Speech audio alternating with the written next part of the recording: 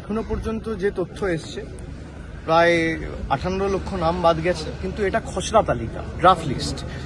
এখনো পর্যন্ত প্রায় 1.5 মাস ক্লেম অ্যান্ড অবজেকশন পিরিয়ড চলবে। সেখানে তৃণমূলের তরফে BLA1 BLA2রা থাকবে, বুথ স্তরে যারা কাজ করে থাকবে।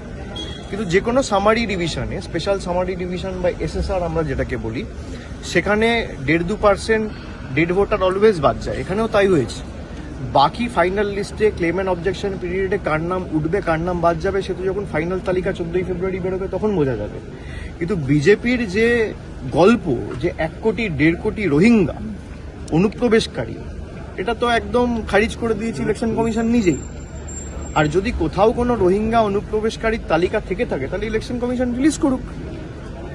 আর যদি অনুপ্রবেশ হয়ে থাকে তাহলে জবাব তো দেবে অমিত শাহ, দেশের স্বরাষ্ট্রমন্ত্রী, যিনি সীমানা রক্ষা করছেন, যিনি বর্ডার পাহারা দিচ্ছেন। তার অধীনে থাকা CRPF বর্ডারের সুরক্ষার দায়িত্বে রয়েছে। আর আমরা বাংলার কথা ছেড়ে দিলাম, আজকে পেহেলগামে যে ঘটনাটা ঘটলো সেখানে তো তৃণমূল সরকার ক্ষমতায় নেই। মমতা ব্যানার্জি তো জম্মু কাশ্মীরের মুখ্যমন্ত্রী নয়, জম্মু কাশ্মীরের পুলিশ তো মমতা বন্দ্যোপাধ্যায়ের অধীনে নয়। তাহলে সেখানে এই সন্ত্রাসের ঘটনাগুলো একের পর এক কি করে ঘটছে? দেশের রাজধানী দিল্লিতে বিহারের ফল ঘোষণা হওয়ার দুদিন আগে, বিহারের নির্বাচনের একদিন আগে, খুব সম্ভবত 11 তারিখ, ব্লাস্টে একের পর এক লোক মারা গেল। এ কার গাফিলতির কারণে হয়েছে? এর দায় কার? স্বরাষ্ট্রমন্ত্রী তো জবাব দেওয়া উচিত। যারা অনুপ্রবেশ করে বাংলাদেশি বলে দাগিয়ে দিচ্ছিল, বাঙালিদের অপমান করেছিল, বাংলা ভাষাকে অস্বীকার করেছিল, বাংলা ভাষার অস্তিত্বকে অস্বীকার করেছিল, এবং শুধু তাই নয়, এদের অধীনে রাজ্যগুলো থাকার মুখ্যমন্ত্রীরা বলেছে যে বাংলায় যদি কেউ কথা বলে বাংলাদেশি বলে ডিটেনশন ক্যাম্পে নিয়ে যাও বা পুলিশ লকআপে ঢুকিয়ে দাও। দিল্লি হোক, মধ্যপ্রদেশ হোক, আসাম হোক, গুজরাট হোক, মহারাষ্ট্র হোক, একের পর এক জায়গায় বাঙালিদের ওপর অত্যাচার করেছে।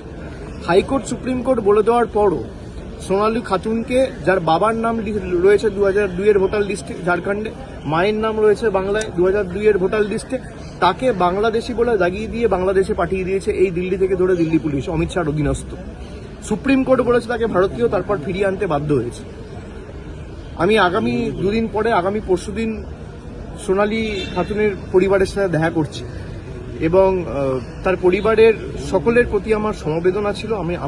আমরা যোগাযোগে ছিলাম, এবং যদি কোথাও এরকম কোনো ঘটনা ঘটে থাকে আমি সবাইকে বলবো যে আপনারা চিন্তা করবেন না, তৃণমূল রয়েছে।